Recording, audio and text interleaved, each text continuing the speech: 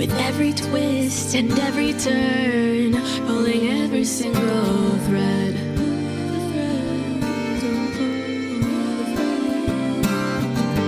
I may have 1,000 names, but in the end they're all the same. I play whatever role you need to guide your way.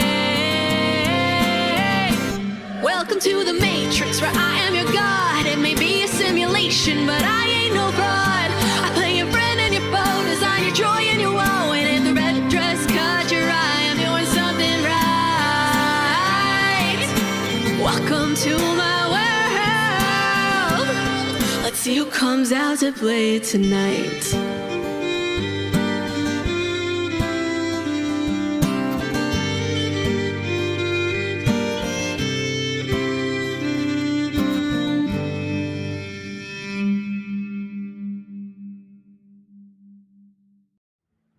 Welcome back, everyone, to Wyrdgard! We are For the Win, your favorite weekly Wednesday D&D actual play. I'm your Dungeon Master, Nick. I think this is 4 in a row. That's making me excited. Today was a long day, but I had this to look forward to. This gave me the energy to get through my day when the children were just being awful. They do that, especially after a break. And when you get a snow day, it's the worst. But anyways, I need not burden you with my problems. I'm just going to burden your characters with some fictional problems. So I'm joined by 4 lovely people tonight. They are your usual cast and crew here, but they're going to introduce themselves by way of the following. Your character is really maturing. They're doing the things that need to be done. They're trying to put in the work on themselves, and they've started going to therapy. Maybe there are a couple sessions in here. What would their therapist have them working on? What do they need to get right? So let's start with Scott. Hi, I'm Scott. Are you switching scenes, or should I do that? Let me do that. I got you. You got it? It hasn't switched. Well, I tried. I did it. Hi, I'm Scott. I play Quin'Zal. I got to get used to that. Teoran wizard. Quin'Zal would, as an illusionist, he would certainly have some difficulty at times understanding reality from not reality. So I think he would be working on like ontological instability, just trying to understand what's real and what's not real, delusions, and probably be very heavily medicated because of it. Oh boy. Yeah, I thought you were going to say something about projection, but that works too. That was a great response. Thank you, Scott. And our medicated Teoran young man. Yep. Next up, let's pop over to Matilda. I don't know if that came up this time. Oh, did it? I'll do it. Well, doesn't seem to be working for you, Nick. It doesn't like me. Yeah. Hi, Matilda. I play Catriona. If Catriona were in therapy and working on anything, I feel like the first thing would be guilt. I think maybe a nice addition to that would be like healthy boundaries with authority. Fair. Does Catriona have any like mantras that she's given to like help her process her guilt? Not that I can think of off the top of my head now. That's perfectly fair. But yeah, that makes a lot of sense. You know, instead of just bottling it and shoving it deep down. Yeah. All right, Scott, I'm going to trust you to be the click man since it's not working for me. Let's pop over next to Snash. Oh, Harlow? Oh, by the way, hi, I'm Snash. What's up? Harlow would definitely be working on addressing some repressed memories.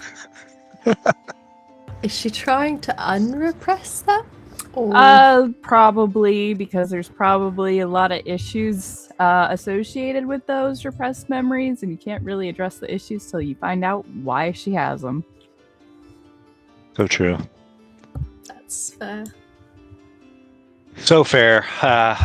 Perhaps unfair of me to just, keep twisting the knife, but, that's rekindled for you. Thank you, Snash. And last up, we're going to kick it over to Ruby. Hi, I'm Ruby. I play Nosh. I think Nosh's therapist would be trying to get him to acknowledge his brother's death and process that grief, as he's been basically like babying his other brother in the fact that he still hasn't acknowledged, like, they're probably not coming back. Yes, there's a chance, but you know, he still hasn't processed it because it's been such a short amount of time. And he's paying all of his attention to his alive brother who just had an eye incident and can no longer really see. So it's going to be all about trying to process that grief and acknowledge the death in the room. But Nosh is probably very, very stubborn, and this is a continuing, ongoing problem. Yeah, Nosh needs to fill his own cup before he fills everyone else's. Exactly. Needs to take care of himself. So love it. Well, thank you all for bearing your characters' issues for all of us to poke at. Let's do a little bit of a recap. Last time we played, you all met with the other Teora representing the Scorchbarks, the Bloom Tenders, and the Guardians of Verdancy at the old courthouse, and ultimately talked through with them plans for what is going to be the future of Stonebridge. And you talked about your role as, not as the leaders of the city, but as people playing an invested role in ensuring that the bridge doesn't fall into anybody else's hands, or the wrong hands, rather, and preparing the city to become more unified, as well as preparing for any potential attack from the Grove Wardens as an attempt to reclaim what was lost. You set up a citywide celebration on the bridge in promotion of this unity, but on the way stopped off in the Zeal Oak Grove, rather, in the Relton's former compounds to take part in Quinn's naming ceremony. The rite of, what would you call it? The bloom? Rite of the bloom. Yeah, there we go. And Quinn is no more, and Quin'Zal is in his place. A man. He's got a hair on his chest and everything. Well, probably not. A leaf. But at the end of this this moment, as Corinne left you and the group of you remained, you realized you were not alone, and you had an encounter with this figure, a member of the Apocrypha, who spoke about keeping an eye on you all since you made yourself known in the Ether Deep, and told you that the destruction of the cursed notebook was, in their eyes, the acceptance of an invitation, and just had a little bit of a chat with you before ultimately forcing you to encounter and face off with a effigian that was indeed awakened. The sleeper from down in the bottom of the river beneath Stonebridge that Catriona had tried to pull from that weird place of storm and energy, was awakened in this proto form, with just spilling golden light. Quinn was nearly disintegrated after some exchanging some barbs and some shit talking with the Apocrypha, and ultimately when Quinn succeeded on that disintegration check, the Apocrypha left, just vanished on the turn of a heel. And when you quote unquote defeated the awakened effigian, instead of crumbling or deanimating, it instead became what you see now, this just large figure of molten golden lights, seemingly without concrete form. And that is where we are now, in the middle of this battle. It is at the top of the order. Catriona, it is your turn. 15 feet away. As of this last moment, you guys have kind of not done a whole lot to this second form as it keeps healing. Catriona, what do you got? Okay, this second form, Mm-hmm. what level of like corporeality does it have versus like It is not spectral or anything. Okay. Like it seems to be made of something solid? if not amorphous, but it's not like air. So you're saying it could be grappled. I'm saying it could be grappled. I would like to try to do that. Okay. Then it's going to attempt to resist that. We established last time that your new DC is 20 for this. It's at disadvantage. Let's see if the rolls show up for you. And that is definitely going to fail thanks to the disadvantage. It is grappled. Okay, now that It's one is attack. one attack. Yes. Okay. I guess I could swing at it again. You certainly can. Sure. I'll swing with my extra attack here. Okay. Guys, I can see the dice today. Huzzah! You swing, you hit, and your hammer strikes true for 11 points of damage. Perfect. Now I know dragging somebody with movement when they're grappled is half speed, correct? Yes. Okay, I would just like to drag it a little bit farther away. So that's 10. That's about as far as I can go. So I'm just going to drag it slightly farther away from Harlow and Nosh. Lightly farther away from Harlow and Nosh. Love it. Where is Quinn? He's all the way over there. Okay. Indeed.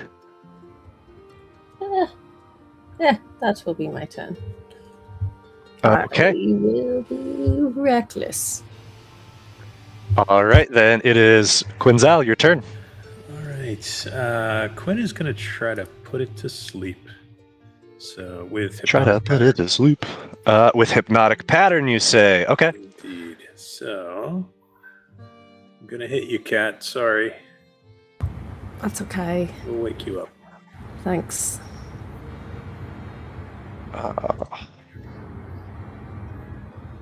That is going to be a fail from it, but everybody else is... I don't know why it's got these things that aren't even on the map, like the Apocrypha. And you see Quinn, what does it look like as you cast the spell? Like, what is this pattern that appears? So it is truly a hypnotic pattern. It emerges from actually the ground as a smoky mist, and looking into it in these swirling patterns is completely mesmerizing. Okay. But Just not this Catriona. She sees right mesmerizing swirl. Yeah, Catriona knows your Jeez, game. Quinn's bullshit. That's right. You see, it does not, even though it is incapacitated by this, it doesn't freeze on the spot. It doesn't fall over prone. It seems simply to freeze, almost as if petrified or paralyzed in its space. All right, and Quinn is going to use a little bit of movement here, just to get.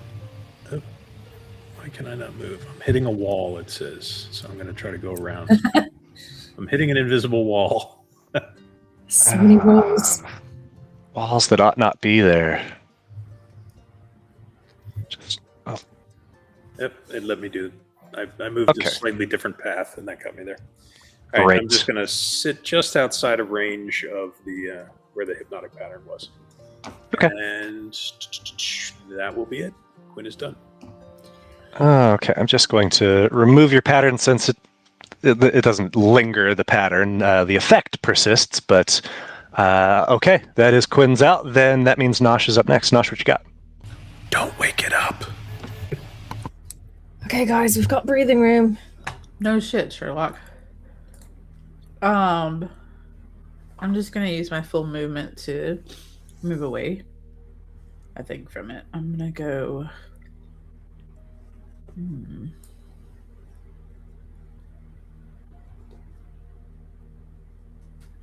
Over here. And yeah. And I am going to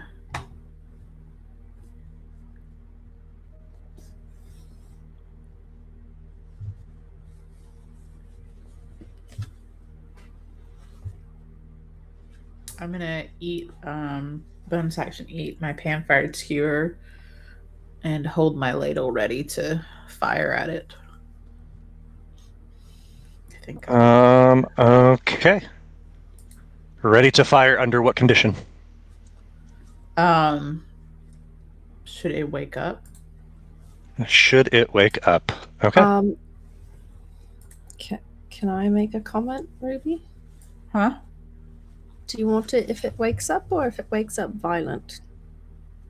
Oh, if it wakes up violent, yes, that's true. Actually, let me use that.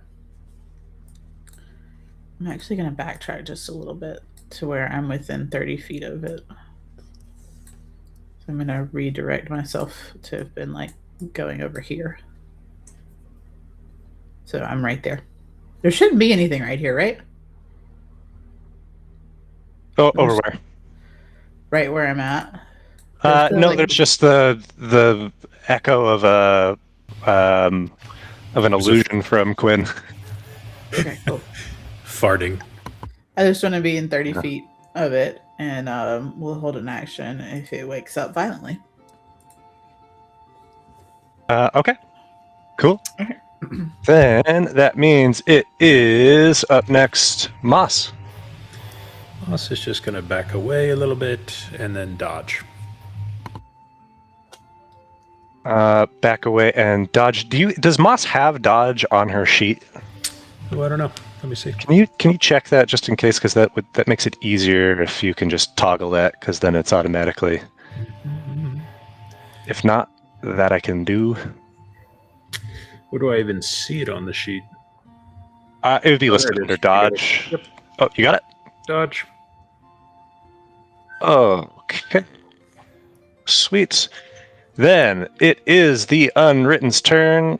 It's going to, in that aura of Annis, a couple things happen at the start of its turn. First, I got to roll on its incomplete manifestation to see what effect it's going to get. A 3, that is core overload. Its next attack deals an additional 18 points of force damage, so it's supercharged. Make sure that effect is actually added, and then it is going to take advantage of its Zealous Cleanse feature. At the start of its turn, the Unwritten ends one spell or effect on itself. It immediately ends its turn upon doing so. So you see just this light that has been pooling all around it shrinks back inside of itself, and suddenly you see this fracture rip up and out like a spider web through its core and outward, and then that movement begins to resume, but it's staying put in place here. It is no longer under the effects of the hypnosis here. It is still grappled, but it has awoken. But I guess you guys be the judge here if it's woken aggressively.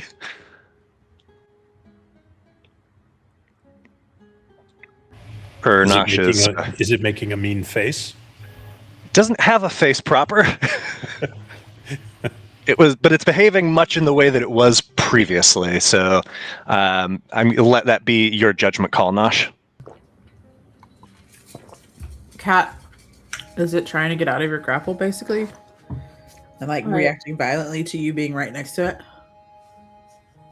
I don't know the answer to that. Also, I need to put my lip ring back in. Hang on. Yeah, no worries. That would be my question, Nick. So is it trying to get away from Cat? It is as the sleep has lifted from it. It is on the exact course that it was before, continuing this. I mean, it's clearly intending to continue to attack. Okay. I'm gonna go ahead and try and attack it then with the one that I had readied. Okay, your ladle fires and Misses. unfortunately with an 11 misses. Yep, that's all right.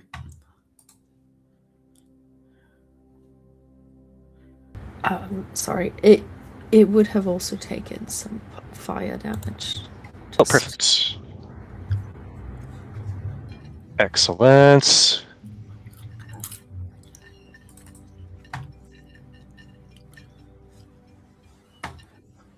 Anything else, Nosh? Or no, sorry, that was not your turn. It was that was your reaction. So it is Dion's turn. Dion, what do we got for him? Dion was running blindly. I guess he can try to hide again. And again, he is failing.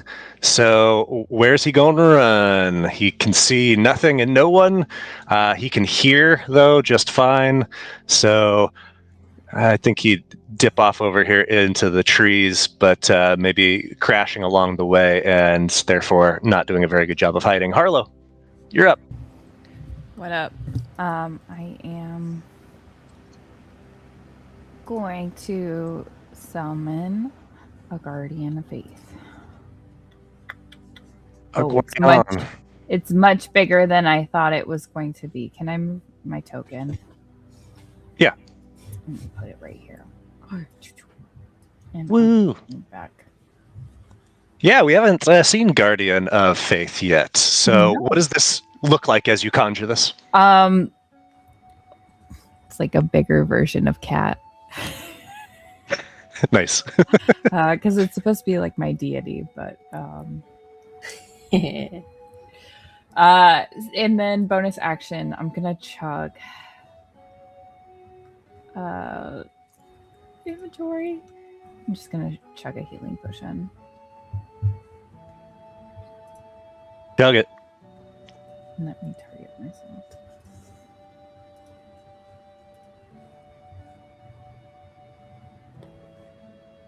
I did. I selected the token.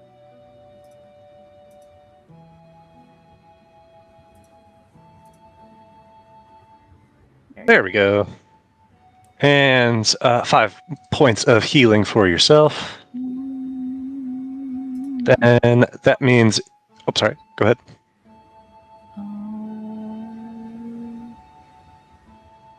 Okay, never mind. It's when I cast a spell, I get the max heal. All right, Ah. I'm good.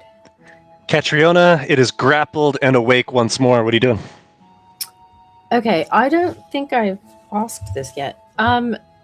Catriona would have experience with what effigian awakenings are like. Oh, yeah. This is very abnormal.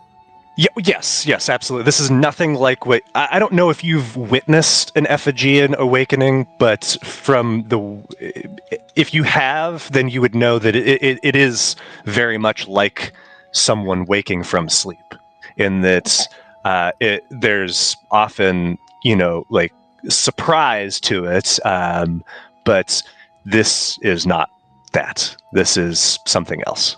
Okay, so that helps her feel a little bit less guilty about trying to take this thing out, because she thinks it's a perversion of some kind.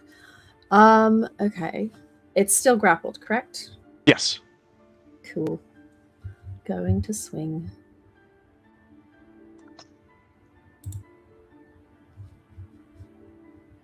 That hits for a good chunk of damage, 12 more.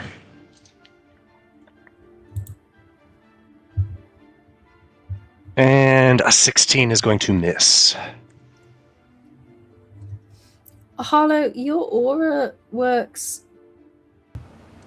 every time someone goes into it, or just the once? Like just when it first starts, if they save, they're good, or like every time someone gets close to the totem. Totem Totem is So if they start Enter their on turn the there first. or enter. Okay, I'm going to swing her around to be in the totem's aura. So Cat's just Okay. pivoting, basically. But Pivot. like one square farther down. Oh, okay. Yeah. There you go. So making that save. Nat 20. Oh, rude. Oh well. I like the move. That's nice. Not going to be reckless currently. Okay. Not with reckless abandon. Quin'Zal. We are just going to chromatic orb. Chromatic orb. Gonna do a little bit of damage, possibly, maybe. Nope. Not with a 12.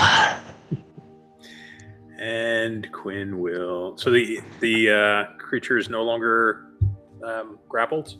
It's grappled. No, it's still Oh, grappled. it is. It's still It's grappled. just Okay, not good. asleep.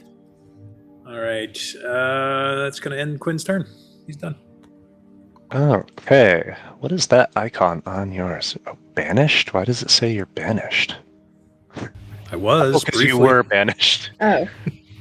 I was What? banished, But we got him back. disintegrated. Yeah. Nosh, it's your turn, my friends.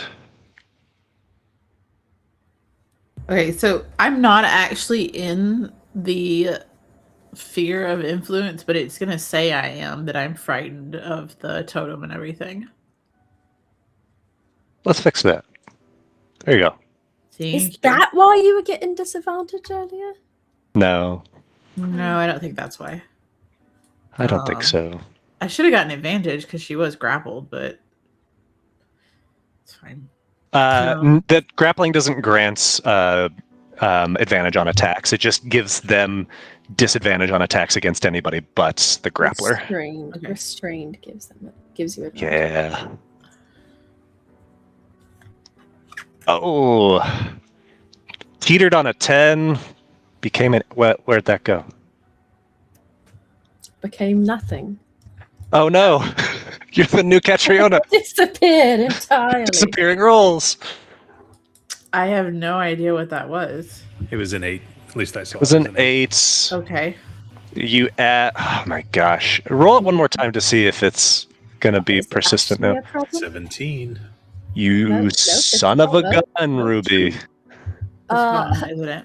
Ruby, Is it do you 'cause- need to clear your cache in your browser? No, hold I on. fixed mine. What is going on here? It was working fine 15. just a second ago, and I just moved my thing, and now it's not working. What the heck? What the heck indeed. What browser do you use? Chrome? Okay. Yeah, you might benefit from clearing your cache and It fixed mine. Okay. I Is it can do possible? that. Is the awaken thing like? Is it testing, waiting for a reaction? Possibly. it's not, Okay. Just try. because that would time out anyway. It's just behaving exactly like yours did, about as far into the session. Quick, everybody roll something to make sure yours is still working. Roll a skill check.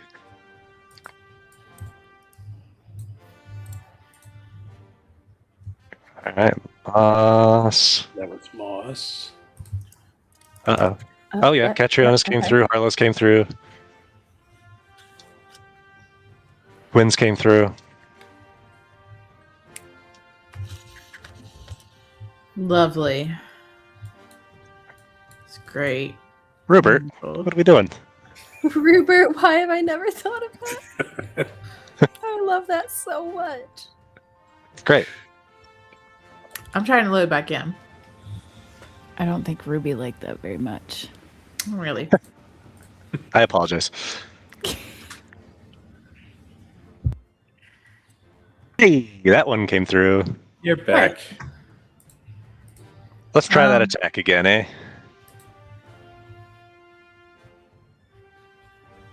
Okay, that hits. And with your additional damage from your Your skewer. There you go. You got 14 points of damage. A good wallop. Yes, very nice. Yes. Okay, how many attacks have I done then? Like, is that my first attack? That was your first one, yes, because Okay. I can't verify any of the others that went through. I'm Oh, gonna nat one the next one. One. That was terrible. Okay.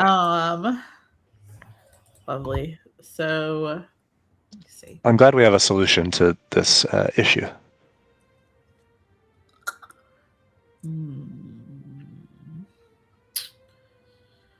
Well, yep, that's it. That's all I got. I don't really got anything else. I'm gonna just back up. Just slightly. You're just gonna back up slightly. It is Moss's turn. One more. No, I'm good. Moss dodges. Moss dodges. Okay, a few things are going to happen here at the start of the turn here. We've got the Solvanus. We've got an attempt to recharge. Didn't take. We've got starting in the space of your... Oh, you've got your interdiction. This is the fire? Yes, blazing fire. The blazing pyre, and we've got it right next to the spirit guardian. So that is just a flat 20, right? Dexterity saving throw. Oh, it's got to make a dex save. It's not particularly dexterous. It's going to have to roll well, and it did not. That is 20 points of radiant, and if there was to be said any amount of stability prior, it is all evaporated in this moment as this... Well, what does the attack look like from your big hulking cat? It slams down with a shield. Ooh, a nice protective but aggressive shield bash. Love it. So not a great start for this turn. It's going to see what its incomplete manifestation is for this turn. Gets a 3, so it's again that core overload. And Catriona, it's still afraid, so it's going to attack you at disadvantage. Still invisible also. Yes, I mean, it's got a disadvantage from a variety of forms here, or sources, rather. And with disadvantage, the 15 will not hit. Sadly, my 25 would have done it, but this is not enough. So that is once, twice.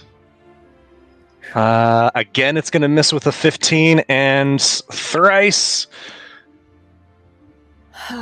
13, not a 15. So a 15, a 13, and a 13 is not enough to do it. You've taken the wind out of its sails, and it is on the verge of annihilation. Dion is whatever. Harlow. Guiding bolt. Guiding bolt, well placed, would do it. Oh yeah, a 28 hits. Oh, jeez. But how much damage? Oh, Harlow, finish it off. Just straight through whatever it is, exploding like confetti. Exploding, and you see as it does, the bolt seems to explode with it in this burst of radiance and golden lights. It begins to dissipate, to shrink down in its size back to that same sort of shape that it was before. But when it collapses on the grounds, it does not look like the effigian that emerged from before. It looks entirely changed. And that is the end of our combats. Players, what do you do? What does it look like? Oh, sorry. Who does it look like? What does it feel like? Well, Catriona, this is something very familiar to you. It's something that you've seen dead so many times. Maybe not quite this sticky, this viscous, but there's no mistaking. This is a zealoid.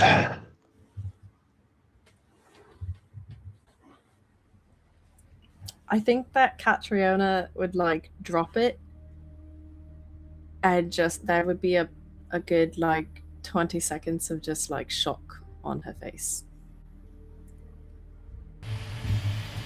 Certainly.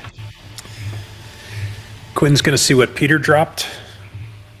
Okay, and as you look, Quinn, you see in front of you, it's obvious now when you're up close to it what it is. It is a pile of snow.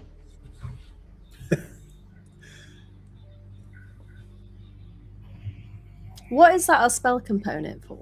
Simulacrum. Ah, So you actually make a simulacrum out of snow. So there's no explains blood. it.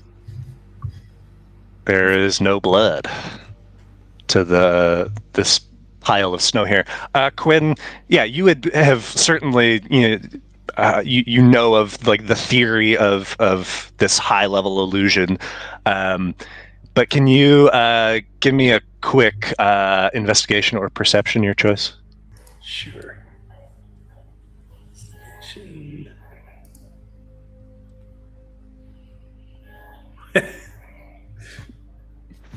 Do you need help there, buddy? I might. I'm looking I would for say- blood. Just kicking snow. As Is you're that- kicking snow, looking for blood, looking for anything, there is something within this pile of snow. The single thing that is not is not snow itself. I just needed to move you so I could have it pop up here. It is a scrap of paper, and you should be able to interact with that. It's not letting me interact with it. Let me see. Yep, there we go. All right, I'm going to go ahead and take it, and then I'll read it. Okay, and you can share that with the others or keep it to yourself. It's your call. I always share. All right. Give me a second. Need to find it. It gets buried in the inventory.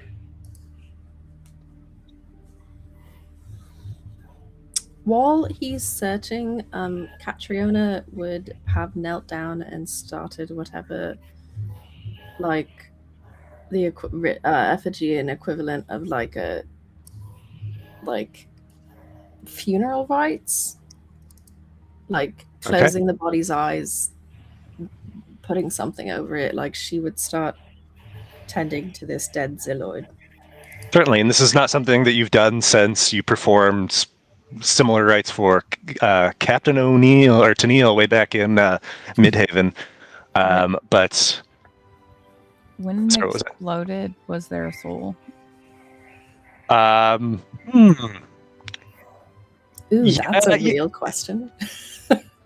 Yeah, so yeah, if you would have wanted to attempt something Yeah, here. I just wanted to know if there was one. So I guess without attempting to like use this, I don't know if you would know for sure. Right. Okay.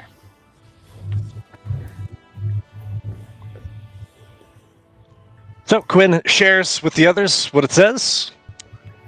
Or what it is, rather. What is it? It's there in the chat, so. Oh.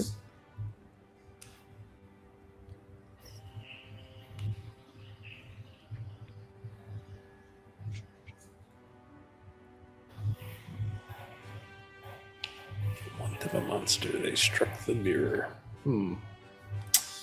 Quinn, could I borrow this token? Borrow with Can I borrow this token? this token. Can I borrow this scrap of paper? Oh, sure. I'm gonna attach it to Fifi. Yeah, give me 1 second, and I think I can trade it with you.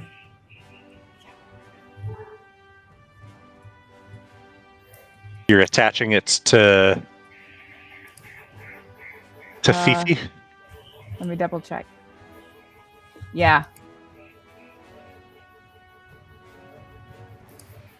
Gotcha. Okay. And so you're just pulling out a pin and popping the scrap. Let me double check. Yeah. Okay. Maybe put it in the snow too. Put it in the snow. Anything I can. I want to try it. Yeah, absolutely. So you pins. I need to roll a check here since you have made a token and pinned it. Let me pull up that sheet so I know what I'm adding to this roll. I like that Harlow is like making voodoo dolls, like puppets out here. It is a saving throw. Okay. I am not going to tell you what I'm adding to this, but I'll show you the roll. For what? For the Yep. So the way that like when you pin something to, or like it's in the pinned echoes feature. What? Is that's what you're?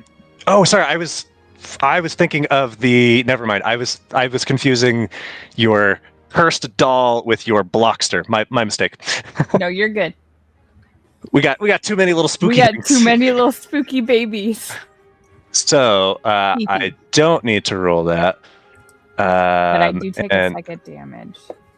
So well, no, I don't, because I'm not using plates right now. Gotcha. Yep. So so just so we all are on the same page here, by tying this token in the into this straw doll, what a benefit does that give you? Once per day, I can speak the name of the creature whose token is tied to the doll and prick the poppet with a small iron pin. When I do so, I can immediately learn whether the creature is alive, dead, or beyond the reach of magic. Okay. Nice. Smart. Trying to home in on him. Beautiful. All right. What else, y'all? I'm going to search the remains of the Zealoid, see if there's anything there. Anybody got a jar? Yeah. There is no possessions, no items within it. There's no pockets to be had. It is like when you encountered the deceased Zealoid, the wizard Ezekiel in the slip, like that Zealoid was somewhere like halfway between what this just essential pile of goo is and like someone like June back in Midhaven, who was more or less like any other corporal in humanoid. This is just very loosely held together in humanoid form, but you certainly could scoop some of it up. Can you chop off its head? No, he can't. I don't want to. Can you scoop up its head? No. I don't know that I have a jar big enough for a head. If we take it, we can talk to it. If you want to talk to it, can we just do it here without Not destroying today. it further? Not today. Does it have to be its head? I can't talk to a foot cat. I don't know what you can talk to and what you can't. How am I supposed to know those rules? I mean, I know those rules. Okay, fine. Scoop up whatever part of it you want, but you have to promise to dispose of it in a respectful manner afterwards. Aren't these the people that you're at war with? Not anymore.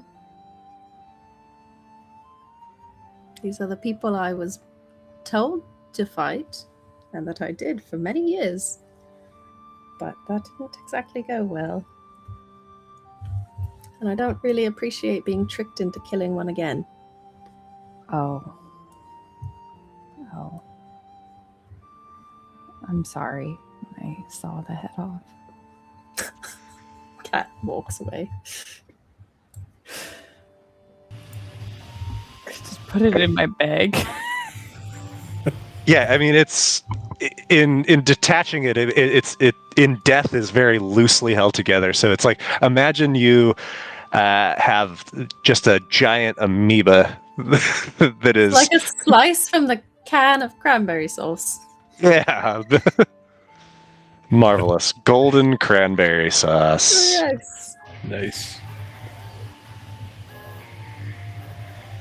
Okay, I'm going to trust you to document your your goo head. Yes. Sorry, Cat will walk over to Quinn. Quinn's just checking to make sure his naming tree wasn't damaged in the fight. So he's just sort of repairing any broken branches, resetting any soil that might have been disturbed.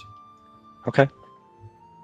Can you? Yeah, I mean, nothing here was kind of unscathed from this, but it doesn't seem like it was irreparably harmed. Quinn, can you track him? I don't know that I can. He didn't really have... The only thing I can do at the moment is locate objects, and he didn't have an object. Nor do I think that was really him. So, no, unfortunately not. So we just fell for his trick. I believe what we were speaking with was a copy of the real person or thing. And what's left of it is in that pile over there, slowly melting. Excellent. Okay, great. So we're just at his mercy, is what you're saying. He can just do that whenever he wants. Fifi can find him.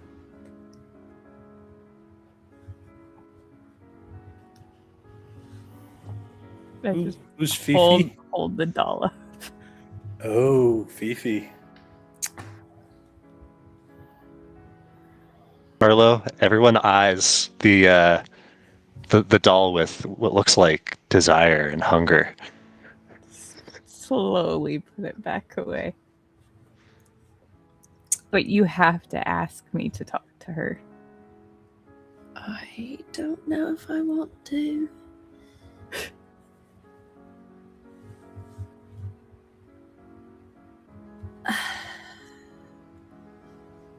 We have to work on it.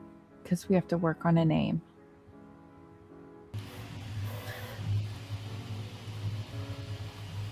Right, who's ready for a party tonight? I could definitely use a drink. Yeah, I'm definitely down to drink, eat really good food, and not think about the chaos that we've experienced over the last few days for, just a few hours. Be nice to not have to deal with some chaos for a while. Let's go see how long it takes a stone to get drunk. And Cat starts walking back towards the city. Okay. Is the rest of you joining? Heading toward the bridge? Yes. Yep. Sure, yeah, why not? Oh yeah, you hear the bridge before you see it. It is animated with music, with lights and spectacles. It is like a good old, just citywide rave. There is energy, animation. There is just a general euphoric wave of just this, like the city had long been holding its breath and finally able to exhale. The swell of people that are gathering at the bridge, including yourselves, is ever growing by the minute.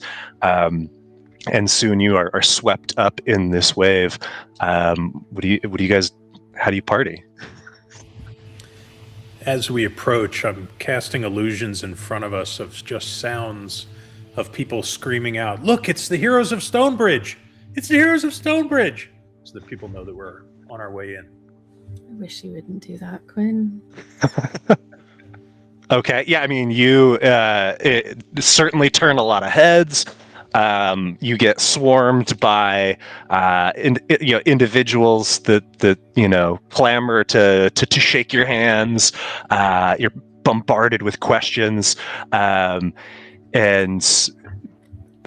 I guess would you be entertaining this sort of attention? Sounds like Quinn maybe would be, but Quinn like recounts stories of the battles, and he's using illusions to replay various scenes, embellishing, of course, where he can, but really using that to get as close to the kegs as possible. So he's trying to get a drink, maybe multiple drinks. Oh yeah, and there's no like one spot for drinks. There is drink and substance everywhere, and so it's really a matter of picking your poison. No shortage to speak of, but Quinn, yeah, you would be able to make your way there. You see that there's this throng of Teora that have in particular gravitated around you, Quin'Zal, and just kind of hanging on your every word of and just captivated by your illusory storytelling, and there's a good 15 acolytes of the illusionist that have that just follow you around from spot to spot, whether you like it or not. As soon as the first person walks up with Quinn's announcement, Catriona will peel off from walking with the group. Okay. And probably go find Mud. All right. Mud was told to go to the glowing goblet. So I'll see. You people also were going to look for Mud since you told them to. Let me see. Is Mud somewhere on the bridge? Yeah, he's the party that was growing there has migrated to the bridge, and go ahead and roll a d20, Catriona. See how long it takes you to find Mud. It takes you like 40 minutes. There's a lot of people to search through. I mean, even someone who stands out like Mud is easily... Party. He's a busy guy. Yeah, he's a busy guy, and when you find him, it is clear that he has imbibed in who knows what and how much, but he is the button shirt that he wears no pants, of course, but the button shirt that he is wearing is wide open, hanging off his shoulders as he is with one arm clinging to a light post and just spinning around with his other arm hanging loose as he's just trying to high five everybody in a wide arc around him. Catriona occasionally catches his hand as he goes past for the high five and just grabs it so he stops spinning. Whoa. Hey, it's one of my best friends ever. How are you doing? Jason. Clearly he has forgot your name. Doing fantastic. Looks like I need to catch up on some partying for the night. Can you believe they throw this party just for Mud? I can't actually. I'm really glad they did, though. Can I tell you a secret? Please, go ahead. They want me to be president. I'd vote for you. I said, Mud, you got to be like you're already the president of parties. You got to be the president of Stonebridge. It's big responsibility, but I think I could probably do it. I think you probably could too. Listen, about the party thing. What do you have anything that is just going to make me feel, fantastic like you are right now? Watch Tarlo with the pocket parties. It doesn't seem like the great thing for the moment. That's a bit of a downer. You want something to pop you right up, huh? Yes. Okay, but I don't know if it would work on you, but give me like 5 minutes. I gotta talk to a guy. All right, I'm pretty easy to spot, so come Yeah, find if you me. just spin on this pole like I was doing, it'd be like super easy to find you. She waits for him to walk away, just sort of stands there for a second. It's like, fuck Uh, it, okay. I just Mud starts starts, like like- slowly walking around the pole with one hand on it. Love it. Certainly drawing some hoops and cheers from onlookers. A couple of people toss a coin in your direction. Amazing. But as you see Mud stagger off, he like veers sharply to the left, seems really focused on something on the ground, looks up, seemingly confused, staggers off to the right, and as soon disappears into the crowd. So maybe he'll be back. He's never coming back. All right.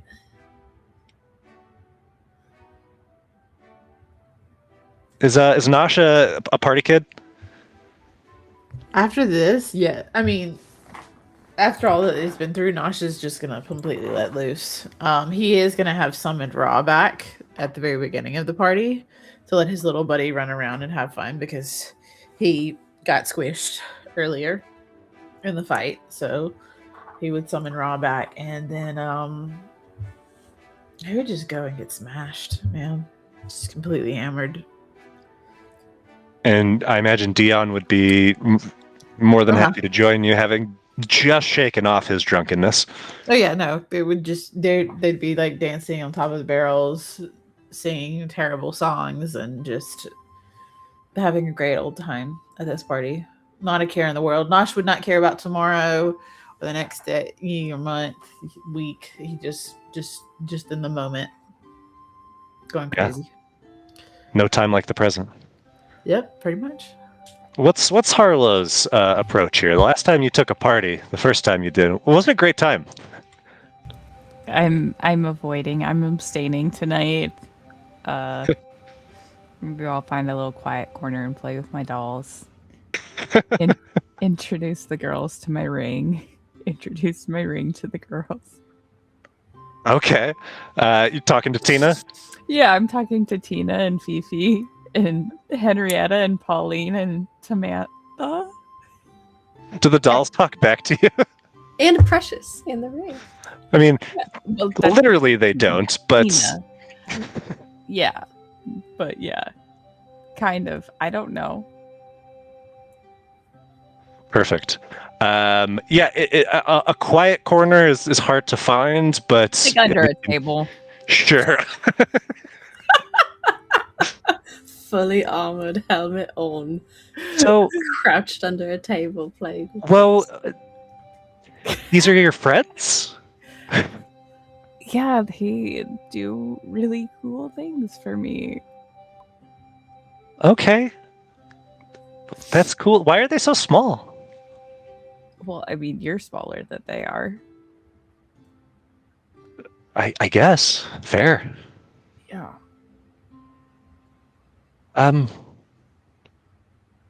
What are we doing after this? 'Cause I'm along for the ride. I don't know. I really don't know. I think we're gonna go to school. Cool. Yeah. Get smarter. I think it's for like wizards and stuff. Nice. Yeah. Hopefully, maybe they could have like know something about finding like empty bodies and we could put you back in one. That might be nice. Yeah. So then you can talk to people other than me. Yeah, I really only have talked to 2 people. Yeah, and Yeah. Roland was a dick. He was not great. No. You're markedly better, but that I don't even know. Like, I'm gonna be honest with you, Will. You might not be great either. You're just great by comparison. So I'm interested. What else is out there? Already? do you mean already? You've known me for like 2 days. Yeah, and you're great. And I like you a lot. But what if it just keeps getting better and better? Each person I talk to is like, there was Relton, and then there was Woe, and then there's the next person, and the next person, and the next person, and the next person. You Is know that what? it's like? Depending on how things go, maybe I could pass you around to my friends like on a daily basis, and then everybody can get to know you. Okay, Let's see. that sounds fun, I guess. Just don't lose me. I wish you could see this party. It's pretty cool. Can you see things, or can you just talk to me? I don't see things like dreams. Do you see anything, or like what do you see where you're at? Do you like see anything? Like do I experience things? Do you experience anything outside of where you are? Or is Outside it like of where I just am? what is it like in there? I don't know what you really mean. Is it? Do you experience things outside of where you are? Sometimes, yeah. And so you're gathering, Harlow, that she doesn't really seem to understand the frame of the question. Like, in gathering, probably not. Yeah. Okay. Anyways, and I start talking to her about like what Henrietta does, what Pauline does, what Samantha does, what Fifi does, all my blocksters that I'm ordering, just like Facebook updating her. Very nice. Across the way here at the light post, Catriona, it's been more than 5 minutes, but you do see Mud comes stumbling up, and he falls flat on his face, picks himself up, not very gracefully, and says, "Hey, so I think I got the thing for you. My stone friend said it works like a charm for stone people. Calls them Fantastic. pop rocks." Would I have heard of this drug before? Yeah, it's a bubbly, effervescent sort of crystalline snack. It's just a nice little upper. Makes you feel animated, and a short-lived effect, a potentially catastrophic come down, but maybe Catriona knows moderation, maybe not. But he hands you just a big sack full of this crystalline. Oh my god. Okay. Says, I didn't know how much you would need. You're a pretty big fellow. Mud, you beautiful boy. Thank you. Have a great night, and I hand him what I would assume is an appropriate amount of gold. And he pushes your hand away. Says, no. Tonight's your night. It's Mud's night, but it's also your night. Well, thank you, Mud. How fucked up is Catriona aiming to get here? For Matilda's sake, is this like Coke, or is this like? Yeah, it's like somewhere in between Coke and Molly. Okay, it's like, is this like Coke, or is this like crystal meth? Like, what is happening here? Cat would take a hefty dose. All right, and Cat, it is fast acting. The stress of the last couple of hours melts away. The colors are so bright. The music is so good. Your body feels so light. Your mouth's a little drier than normal, but you know what? That's a-okay.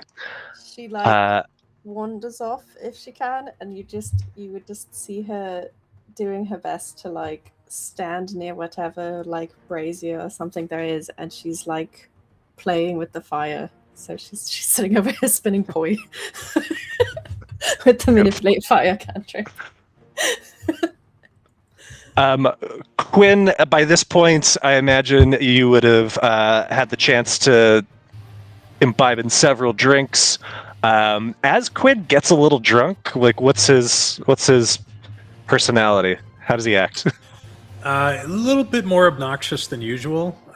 He's kind of like amplified, and he doesn't have much of a tolerance. He's a pretty small guy, so he's maybe 3 to 4 ales in, and it's pretty obvious he's slurring his speech, and he's trying to cast illusions. He's really enjoying, actually, this new hat he's wearing and now being able to talk with smoke.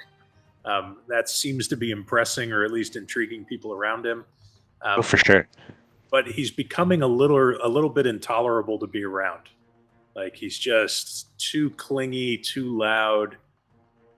And at first, like, fun. There were like requests, like, oh, do an oracle tree that's struck by lightning and then learns to tap dance, and things like that. And but as the drunkenness creeps over Quinn, like you said, the off-putting sort of nature of your drunk begins to push some of those clingers on away, and after some time you find yourself by yourself. Moss is with you. She's been hovering around. Drink doesn't do anything to her. She's immune to poison, but in her attempt, I think, to be sympathetic, she would pretend to be drunk.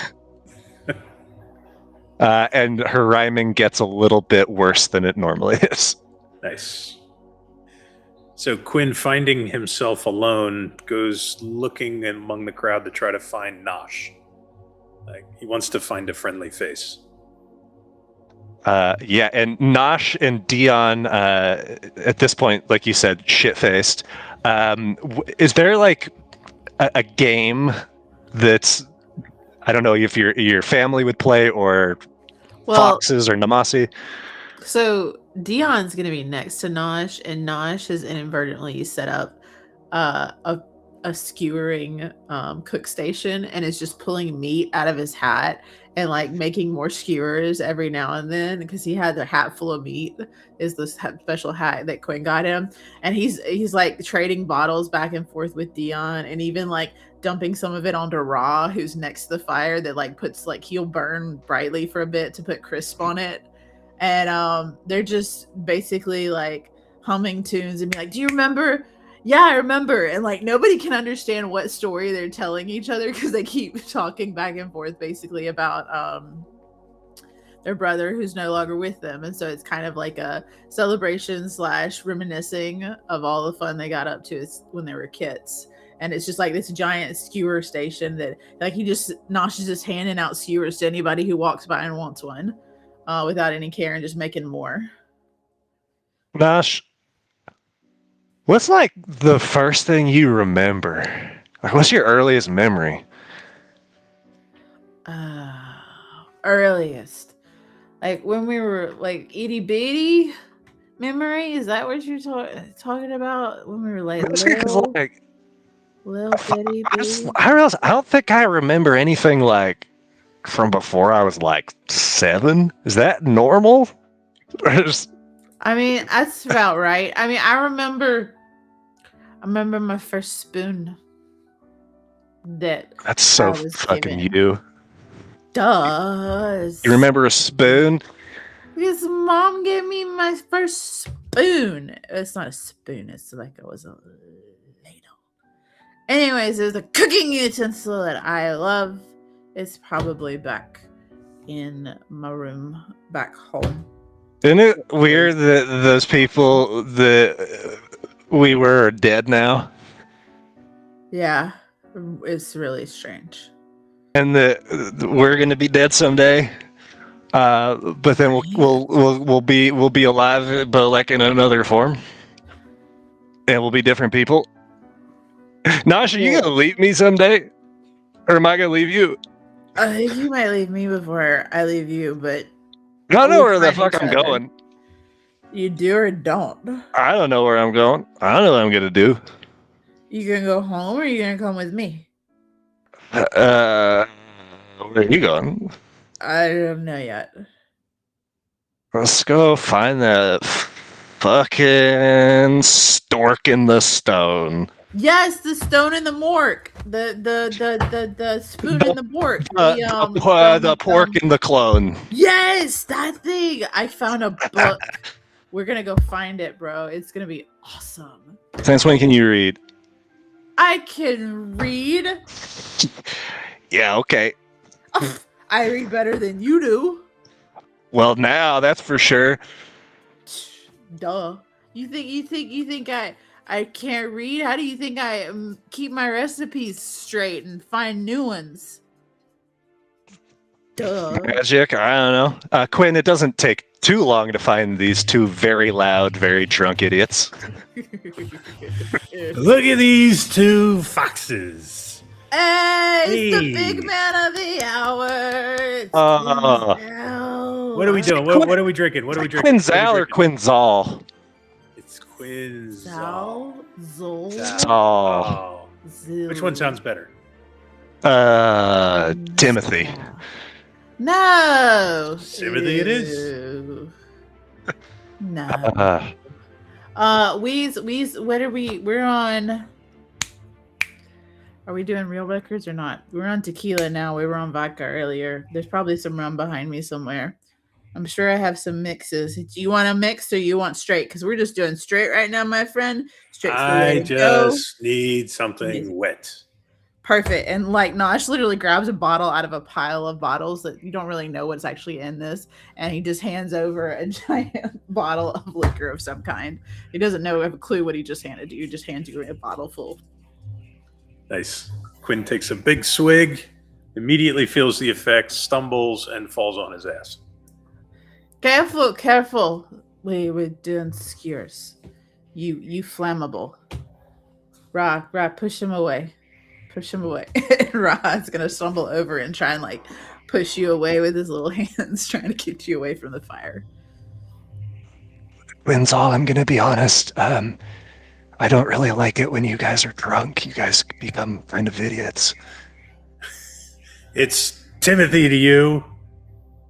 It's not, and it will never be, because that's a stupid made-up name. Exactly, little buddy. Timothy is not a good name. Timothy's are sorry, Tim. It's not you. It's just a name. No, don't cry. Don't. Oh. Who is Nosh talking to? There was a Timothy who ran away. He's crying in the corner now. Beautiful. I didn't see it, Timothy. You're looking at the ground because you're now on your ass. Just stand up. Be tall tree like you be. Don't know how you fell in the first place. Do you want a skewer? They're really good. I'll add some seasoning. Here you go. Have it. Enjoy. Make another one. And then Nosh pulls out like 3 out of his hat in one go and lays them on the fire. Catriona, at your brazier, you see that someone has joined you and is dipping their hands in and out of the fire. They're not controlling it in the way that you are, but they seem to be enjoying it nonetheless. And they are not an effigian. They are a Namasi, avian of some sort, you think? They're scales or they're feathers, or is there a difference really? You don't know. But they're not like looking at you or talking to you. They're just enjoying the fire. Catriona is quite content to continue that in silence. With this scene. Yeah. She doesn't feel like talking right now. And they don't seem to have any desire to either, just enjoying the flames. Harlow, under the table, you hear as Henrietta begins humming just a soft little lullaby.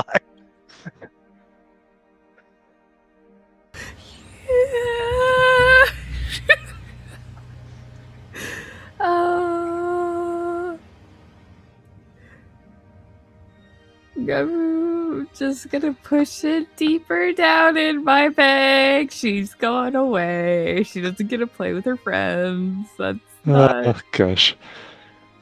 It doesn't get to play. Oh no. You're too creepy. They all are, but lullaby humming is probably the creepiest for sure. What? I guess besides introductions, how do you play with your dolls? Like, do they?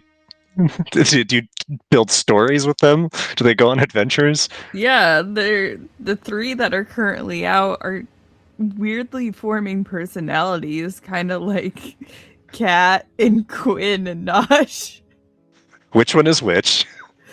all right. Henrietta's put away. Because that's Harlow. Yes.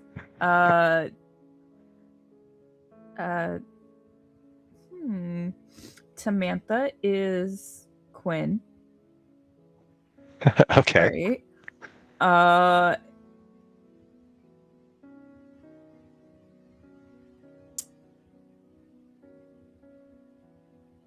Fifi is Kat, and Pauline is Nosh. Beautiful. We don't even need to explain how or why. It's just simply how it is. Something about the button eyes facing different directions screams Nosh. Certainly in his current state. The party continues to rage on around you guys, each kind of carving out your own nooks here in the festivities. I think we can take a break here for a moment before we jump back in, figure out what becomes of you and next. All right, back in a few.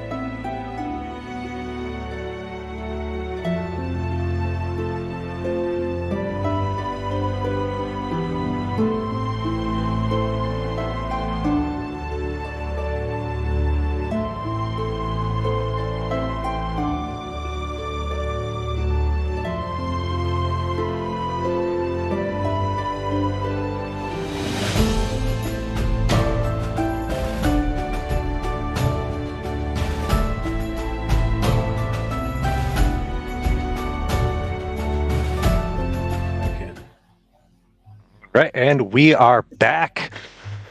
Quin'Zal, I don't know where you ended up. It sounded like maybe on the ground, but you hear her before you see her. Voice deep and resonant, and just thick as honey, silky smooth, calling out in this sing-song voice. Where is the birthday boy? I heard the birthday boy wanted to meet me. And when your attention peaked, you see waiting through this crowd is this elegantly dressed effigian woman who is as advertised 6 feet tall and just commands the space around her. People seem to clear at her approach, and she seems to be searching. So Quinn, on hearing his name or birthday boy, he kind of looks around a bit, disoriented, but spots her across the crowd and suddenly gets, his eyes go wide. Gosh, are you seeing that? Bruh. Get up. Stand up. Get off your butt. Get off your butt. Help me up. Help me up. Help me up. Come here. Come here. Come here. I ain't seeing And Nosh shit. is trying to shove Quinn up, but it's very drunkenly. They're both stumbling around, basically falling almost back down. But eventually, Quin'Zal is standing with Nosh. Quinn kind of leans his elbow against a table and tries to look cool, but it looks absolutely not cool.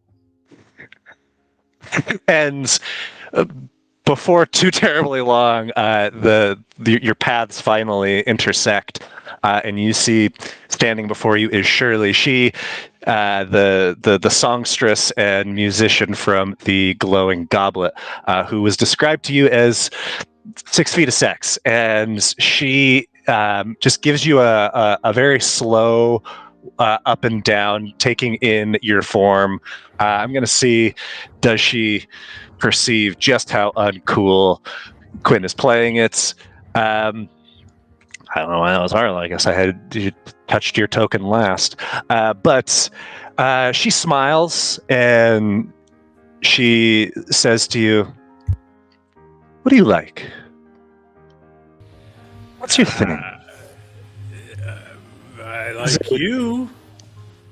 And you see her body begins to shimmer and shake, and you see it transform before your eyes.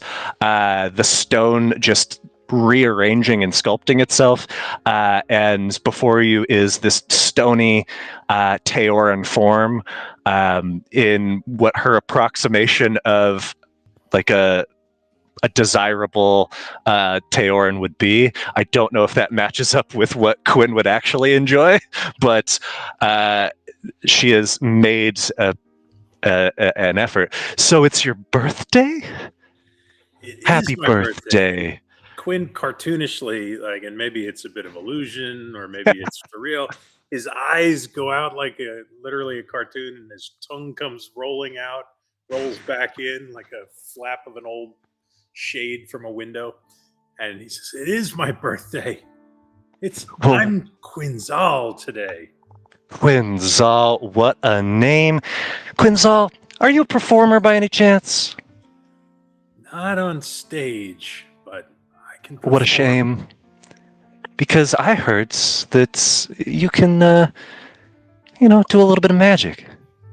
That I can do. Bring things to life. I think it was just about time I took the stage, and wouldn't it be nice if there was some visual accompaniment? I might be able to help. I'm going to tell a story. See what you can add to it. All right. With that, he is gleefully led by the arm, stumbling, but trying his damnedest not to let it show. And Quinn, I would like you to... It's going to be at disadvantage. As she begins to sing, you see, can Quinn, figure out the story and the tone that she's going for in her song? So let's just do a straight up intelligence check here at disadvantage since you're intoxicated.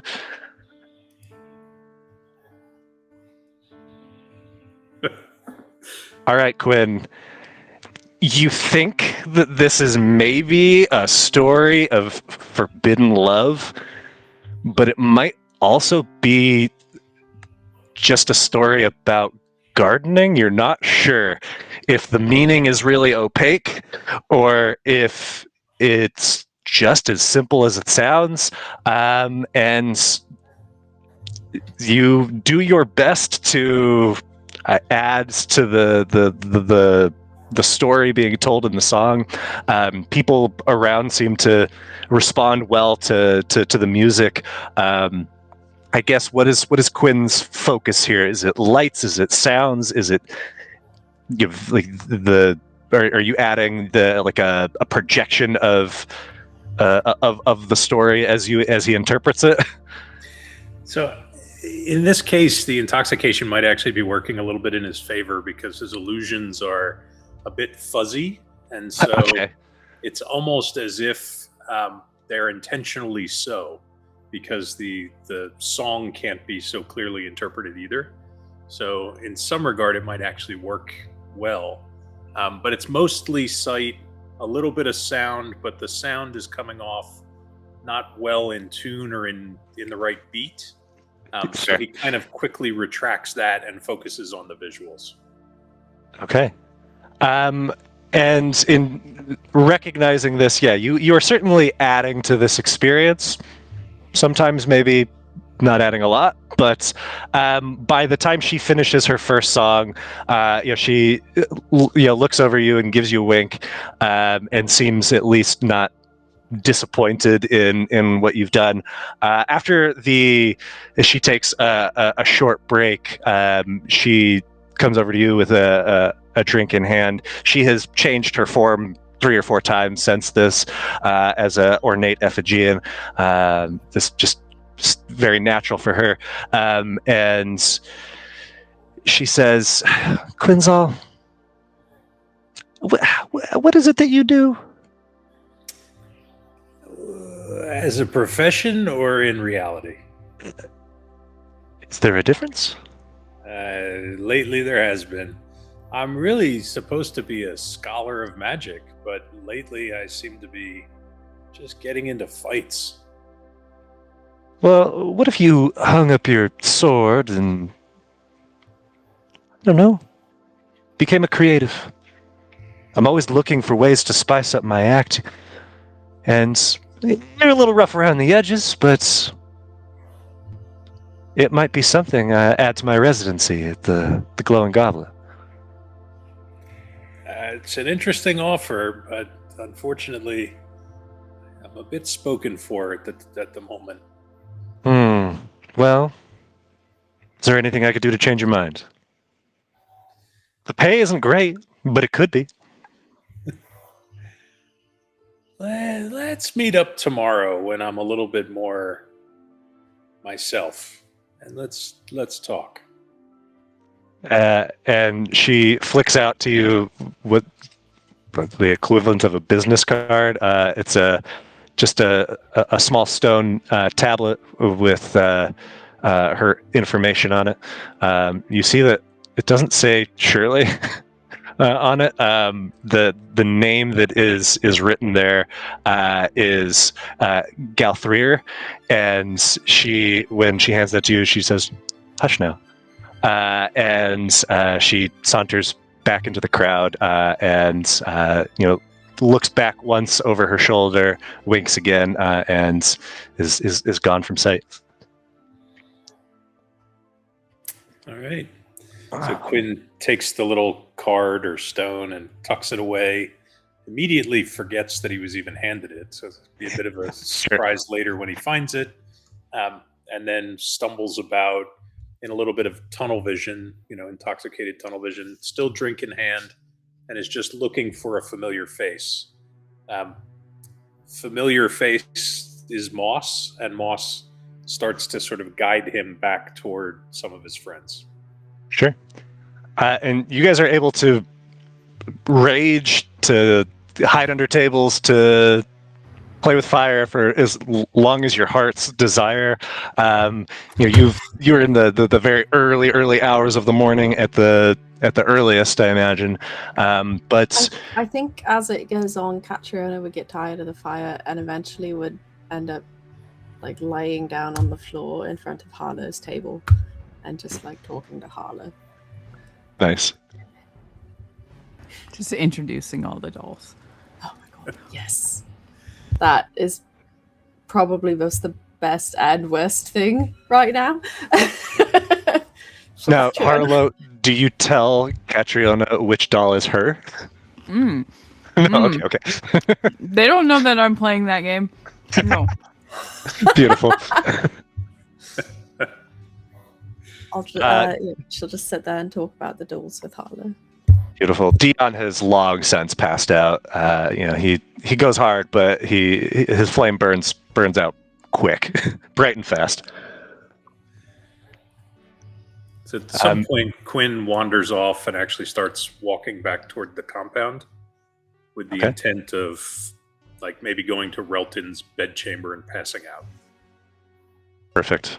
I really thought you were going to say pissing on it. I mean, there might be a little piss. That might be involuntary. We'll see. Okay. Nosh, you mission accomplished. You got absolutely hammered. Dion too. How does Nosh's night wind down or end? Well, I mean, he's going to run out and eat. And then he's going to realize he doesn't have any more and he doesn't want to use other stuff. So he's going to just probably end up meandering around and running into a bunch of people or trying to get involved in whatever other games are out there until he's too tired and then he's hungry again. So he's going to go probably back to Relton's kitchen that Quinn had mentioned originally, and he'll end up passing out probably on top of that countertop somewhere. Beautiful. Yep. Harlow and Catriona, I mean, the party eventually does begin to thin. You guys are welcome to be out here as long as you want, talking about your dolls and whatever else the conversation might lead to. But where are you ending up? Are you staying the night on the bridge? Eventually go back, just to have that safety in numbers. Fair. All right. Well, you guys are welcome to take a long rest. And then we're going to roll some Constitution saves to see who's hungover. Except for Harlow. Harlow's not hungover.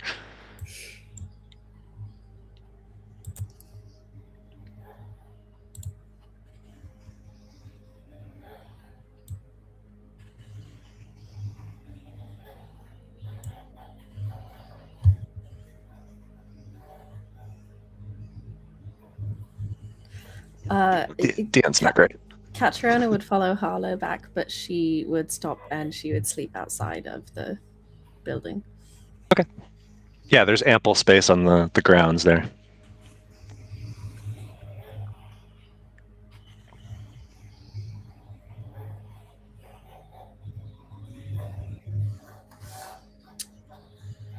All right, how do we roll for hangover? What would you like? Constitution saves.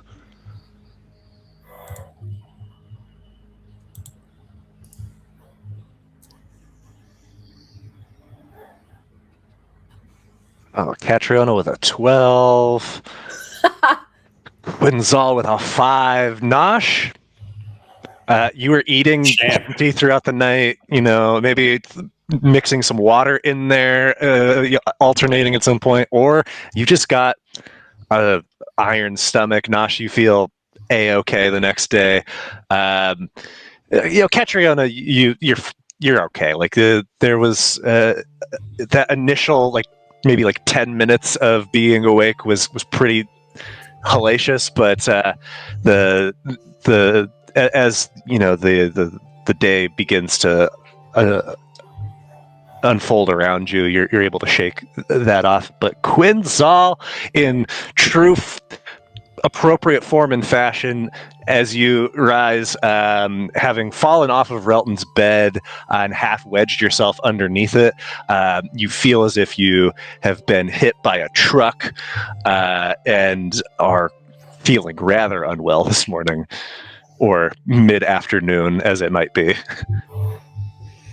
So Quinn stumbles down to the kitchen, hoping to find Nosh, smelling some food along the way, knowing that some greasy food might actually help. Does he find Nosh in the kitchen? Oh yeah, Nosh just rolled off the counter and immediately started cooking greasy breakfast food for hangover time. Nosh, what do you got to get rid of this raging headache? Oh, for the headache? Here, eat this. And the little glass of the morning juice gets slid over to Quin'Zal on the counter. Very nice. So as you all, start your days, if there's anything that you want to immediately do, please do. But otherwise, I'd like to, at this time, kind of take a step back narratively and get a bit more meta with, talking about how long do you want to spend here in Stonebridge. I don't think we need to role play every move of your. I know your plan for the people that you're wanting to get involved in establishing this new council, but how much time are you willing to spend on this and kind of getting your quarters set up? And then once we've established that, I figured we could kick it over to you, Scott, since you are the Bastion man, and you could kind of talk us through what your ideas were for approaching Bastions in this game. I think you've come up with some good ideas, and we can start figuring out what are the facilities that you are beginning with, and what are you going to be working toward. Sound fair? Sounds good. That's fine. Okay. So I think we take a couple of days to, try to establish the council and kind of recoup from the recent events. Probably try to track down a few folks that we believe are trustworthy. Mm-hmm. And we'd also like to offer Mud a job to see if he would be the caretaker of our Bastion. Okay, you are putting your faith in mud. Just I had a thought. What if we were to use like Relton's old compound, like where he was located and everything, with the kitchen and the tower and his rooms? Like that would be like our base area of operations, and we would just kind of Mud would be in charge. Well, of making sure that that's where our hirelings and everything we wanted to be set up would kind of build over the next few days. And if anyone needs to find us, the majority of the time they would go there to find us or seek us out. And that'd be a good spot for them to like send us messages and stuff as we travel if we're not going to be in the area. You know what I mean?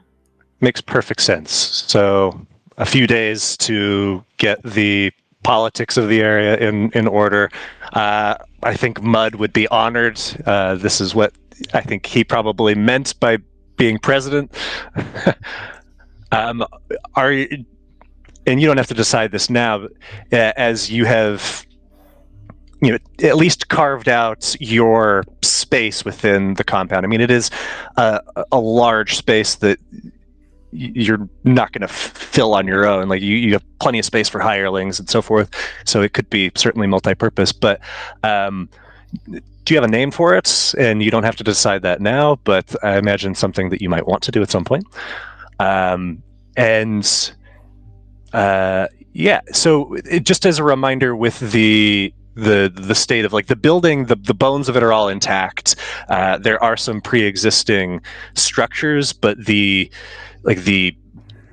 necessary furniture, components, accoutrement for those places has largely been depleted or destroyed in this exchange or passing of power. So I will send again what those features were, and then we can, I guess, Quinn, do you want to walk us through, or Scott, what your ideas for bastions and changes to the rules that we can do for this game? Yeah, and it's very much open to discussion, but the current bastion system as it was written in 2024 definitely has some flaws and some stuff that really, quite honestly, don't make a lot of sense. So I put together some suggestions for how we might modify that for this campaign. Shared those with Nick. I can share them out with the rest of the group, but the primary ones are, bastions turns happen with bastions. So in the rules as written, it takes 2 weeks of game time in order for a bastion turn to occur, and I don't think we've had 2 weeks yet in the whole campaign, or if we've had, it might have been one. So what I had proposed was we would do a bastion turn every 2 long rests, and then the bastion could advance, it could create whatever the various facilities we're working on, and that we just eliminate the whole notion of a bastion being attacked, because it really doesn't quite work in the way that it's written. The way it's written, if you roll, it's like a nat 1 on a d20 or something. Your bastion is attacked, and the only downside, you always win, regardless of what actually happens. And the only downside of losing or the only downside would be if you don't have enough defenders to actually meet whatever the attack is, you lose 1 facility for 1 turn. So it's like a 5% chance of having 1 facility go offline for 1 turn. It just doesn't make a lot of sense. And then you have to have these defenders, which can use up other facility space. So I'll send out this document as here's what I was thinking we could do to improve the whole system. And also to have this not just be something we left behind when we left Stonebridge, but have this actually be something that we feel like is a home base, is actually contributing to the campaign, but not in an unbalancing way. So I think we were thinking there would be a rookery or crows there that could actually send and receive messages, send and receive small items on a regular basis for us. So as the bastions are taking turns, we could be well off in some other part of the world and still be interacting with the bastion and still be having some benefit of that bastion growing. But I'd love for everybody to take a look at it, see if it makes some sense. And I think the other major change would be just ignoring the notion of having to build kind of decorative spaces, since they really serve no function. And we just assume the shape and form of whatever Relton's bastion or whatever Relton's stronghold was. And we only focus on the kind of functional facilities, because there are rules around that. Like, you get a certain number of these functional facilities as you level up your character. And we just, okay, so we've taken this space in Relton's compound and it's now a kitchen, or we've taken this space and it's now a research library, or whatever the thing is that we want to install there. And we just work direct with that. Otherwise, it's going to take us fucking forever to actually make use of the space, given how slow our in-game time actually has been. But that all sounds good. We can kind of take maybe between this week and next, we'll just work through Discord and come up with what we want those facilities to actually be. Because there's a lot of them. There's a lot of choices for kind of out-of-box what facilities would actually, be helpful and be producing things on a weekly basis. And along with that, something that I'm totally in support of is, if we wanted to reskin any of the facilities in any way, like, I don't know, if instead of a bedroom, Catriona wants to have a cemetery or something like that as a like her little corner that is carved out. Totally fine with that. You have already, it's well equipped with like plenty of the basic facilities, and I think it would be perfectly reasonable for each of you to have, within this time of like getting it prepared before you leave, one level 5 special facility each that you can establish or get ready for those, like you said, those to take those turns, and you guys aren't terribly far from the next set of those opening up in a couple of levels. But yeah, so Mud is keeper of the keep. Love it. Is he going to have instructions to lay off the parties, or is he just Leo live his life? I think as long as he's running things appropriately, he should live his life, right? I mean, there should be like a designated party area for him if need be. Gonna add a loose tie to his unbuttoned Tommy Bahama shirt. He has Yeah, taken a step up in the ranks now, so he has people working underneath him in the way he was before. Imagine it's hard for him to shake like this feeling of like needing to do these like shady little deals, though, when he's like not like knowing that it's like he's fine, like no one here's gonna narc on him. Yeah. Okay. There are facilities for trading, so maybe he runs his little drug trade out of that. I was gonna say, what could he run like his own like pub that has like a drug side for that, but it's like an open pub space area? Certainly, like there's no like specific pub, but I think like that's there is functionally. Yeah. There is a pub. Oh yeah, that is a much, that's a level 13. Later, yeah. But in terms of like a lot of these things that we can have, maybe that facility is there, like he creates his pub, but maybe it's not functional in terms of like the Bastion features that you would get, because he's slow to get it actually up and running in a successful way.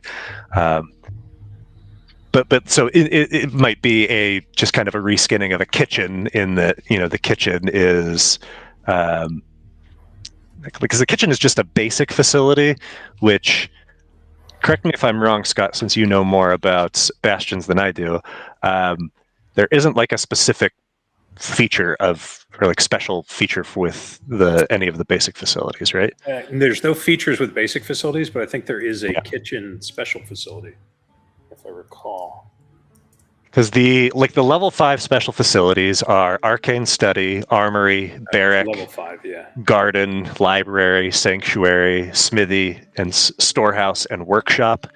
At level 9, we get a gaming hall, a greenhouse, a laboratory, a sacristy, a scriptorium, a stable, a teleportation circle, a theater, a training area, a trophy room. 13, archive, meditation chamber, menagerie, observatory, pub, reliquary. And 17 is demiplane, guild hall, sanctum, and war room are our options there. And again, any of those can be reskinned to function in the same way, but have a different vibe or feel to them.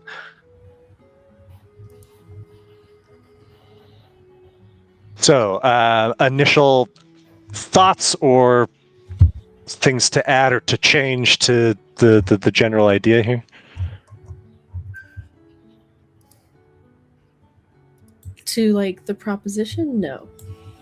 I like it. I think it's gonna be fun to have a base. I think Scott's changes make sense. Yeah.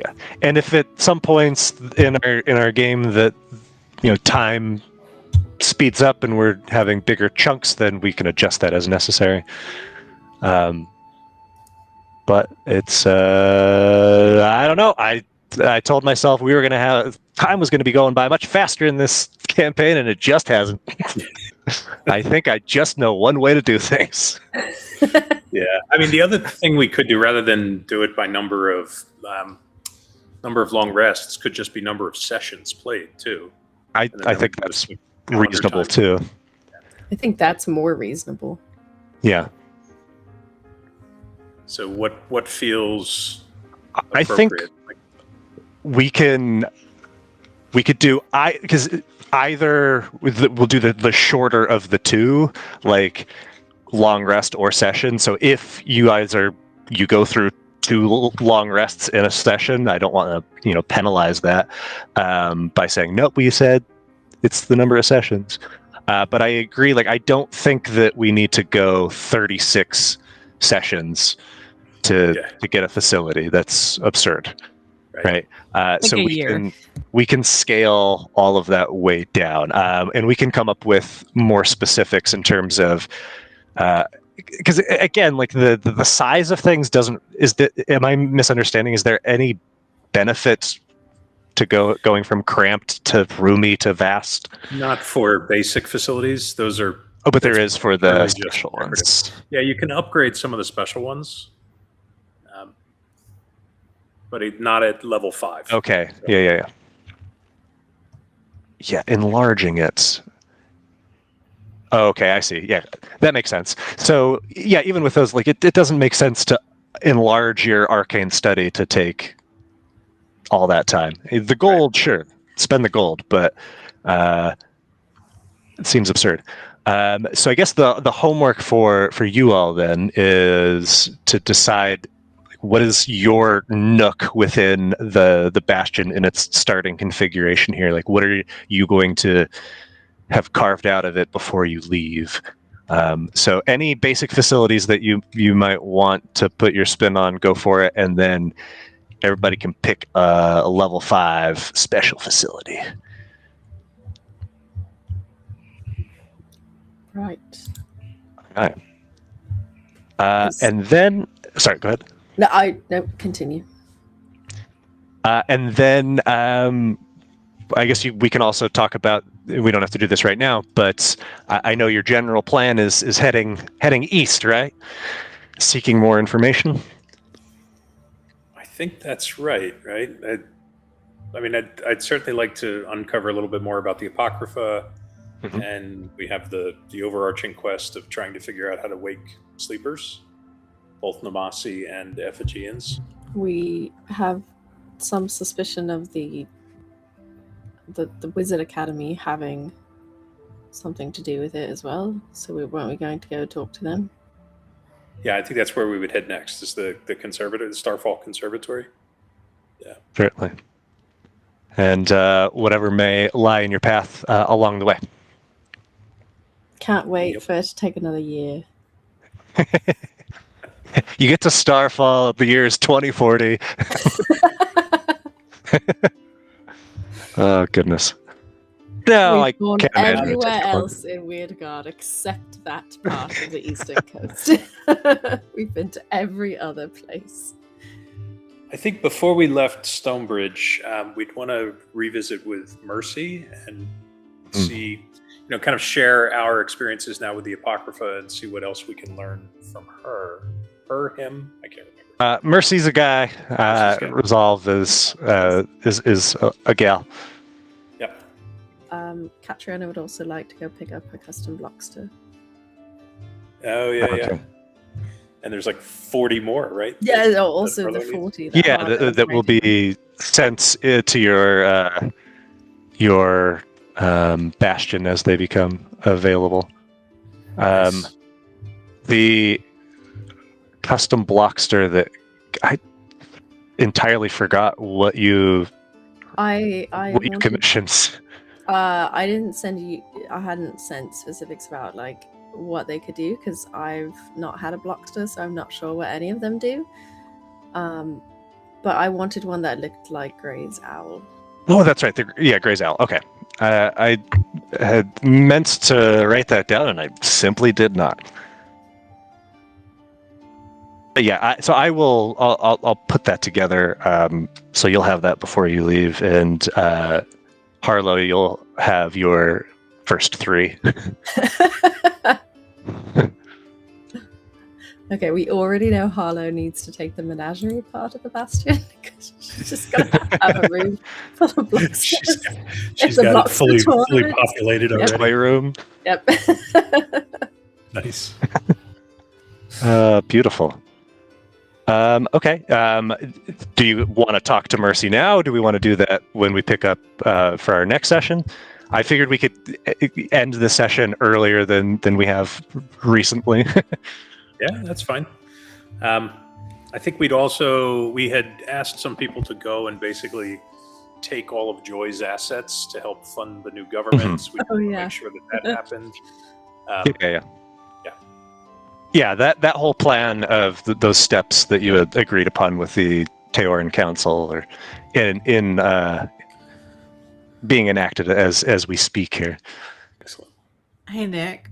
What's Hey, Dion Nosh. doing? So that's something that he seems to not know. As his brother, I'd give him a couple of options of either coming with us, staying at the bastion, or we can send messages to Dad to have somebody come get him. Not for nothing, Nosh. I don't think your mostly blind brother is going to be safe with us. You're 100% Unless right, you Kat. want him to join your other one with Harlow there. During this time period, can I spend some time with him? Like with some lesser restorations and stuff like that to see if I can help him in any way, shape, or form. Yeah, so your lesser restorations, you would, as you are attempting to alleviate whatever this affliction is, that would be ultimately unsuccessful. A couple of castings of that would prove that this is beyond the scope of that spell. But if there anything else that Harlow would attempt? Looking through, I don't have all my spells in here. I don't know for sure. Okay, well, that's something if you think of it, or you can certainly tell me.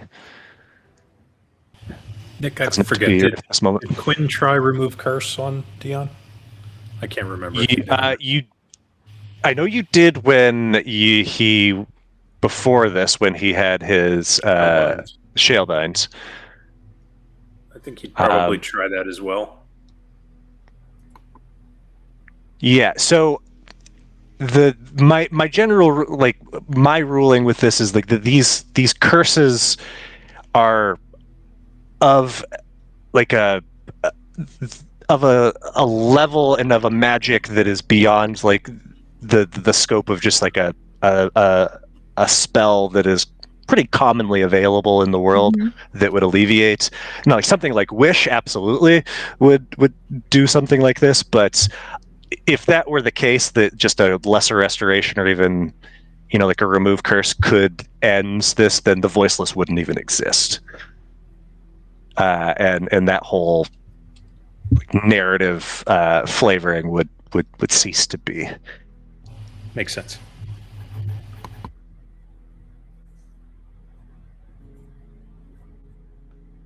So Dion certainly is not going to be joining you on this adventure, but it's up to you if you want to convince him to stay at the Bastion or to go back home or whatever you would want to do, Nosh. And I think he'd probably listen to you unless you told him that you want him to go jump off the bridge or something. I wouldn't say that. No, just tell him to walk one direction specifically. He might actually listen to that, truthfully. I would probably ask him to stay here, but I would not put like a large amount of pressure on him with that. It would be kind of this is an option for you, to make sure that, I know how worried you are about going back and being, disappointing others, but you could just stay here and I'll bring news and maybe we can over time work on a cure for your eyes. He can stay in our basement. Yeah. I was going to put him in the cellar under the kitchen, but, There's a kennel, isn't there? Oh my god, no. Staples. I was going to just let him live in the greenhouse kitchen cellar combo that I was leaning towards. Beautiful. Just lock him up in there, see what happens. It's fine. Okay. So yeah. if like your dad wanted him back, would you be in favor of that, or would you? How would Nosh respond to that? It hasn't happened, but if at some point, I mean, I would like have an active message back and forth with him, or send letters being like, why do you need him back, and do you know what's happened, and do you know what we're trying to do here, in a sense. So, but I think with that, Dion would certainly stay here and do what he can to do your guys' bidding here at the Bastion. It's probably the safest place for him, like you said. Yeah, I truly think that's just the safest place for him overall, and he can take his time to recover and not feel stressed about everything that's going on, Yeah. Okay. So that's Dion squared away for the moment. In this time while we're setting this up, Catriona would also continue her reading lessons with Quinn. Okay. Yeah, you got a couple of days to pick up a few more letters. Imagine by that mastering the alphabet. She's hooked on phonics. Beautiful. Okay, yeah. So I think we're going to call our bastion the Center Stone. Center Stone. I like it.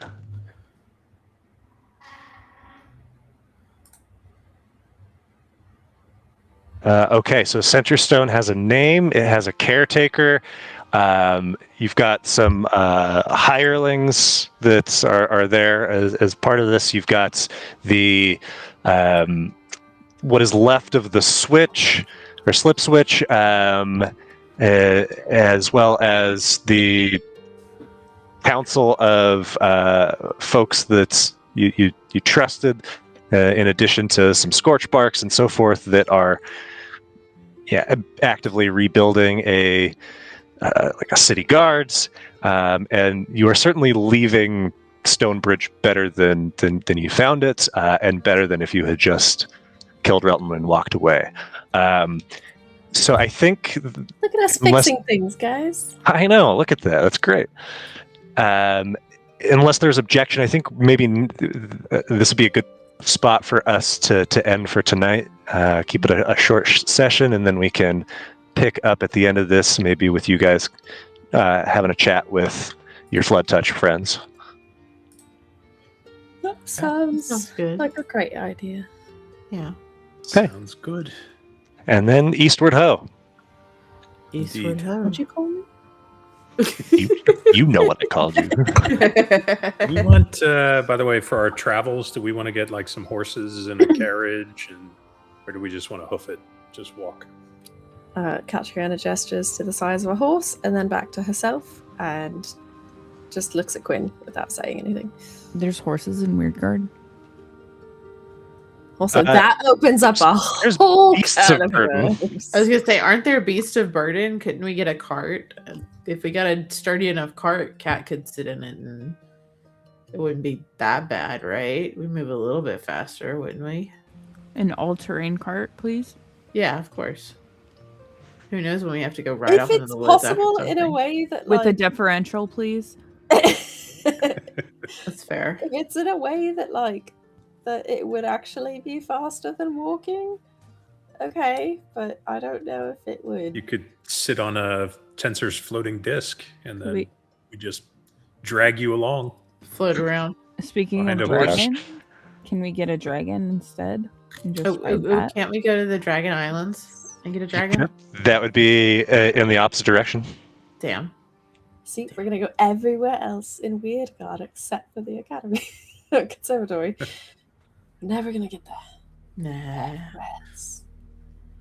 Let's make one giant big ass circle to eventually just get there. I don't know. Is that's a Nick ruling? Is there like a fairly widely available form of transportation that Catriona could actually use and it be functional? Oh, in terms of like a vehicular transportation? Like a cart or like a beast of burden that like could ride. Yeah, you or, guys like- could certainly acquire a cart, and you rode from Midhaven being pulled by, or I think maybe you guys actually walked beside it, but you could certainly acquire, if you're willing to spend the money on to get yourselves a cart of sorts with something to pull it. Okay, I can send you some prices. sure. Okay. Sounds good. Awesome. We're going for 5 weeks next week, guys. Ooh. Next week, yeah. any issues with next week? Anybody? What Do is we know? next week? What's the date? Should be The good. Of March. Yeah, that week is fine. The week after that, I may be not around. Maybe. I'll let you know. I may have another trip. Okay. Hey, are you dying, Scott? He Yeah. might not be around. So are you Scheduled. I may not be around. He's got the date checked off, ready to go, counting down. Pappy Quinn might not always be here. We're gonna have to learn how to do things on our own. Sure, pulls a bush out and puts it on my head. Perfect. All right. Well, Who's looking at the Centerstone and the heroes of such. Right. Huzzah! Did we? Is this? I forget. Didn't we rename the town? Isn't it like Newbridge or something now?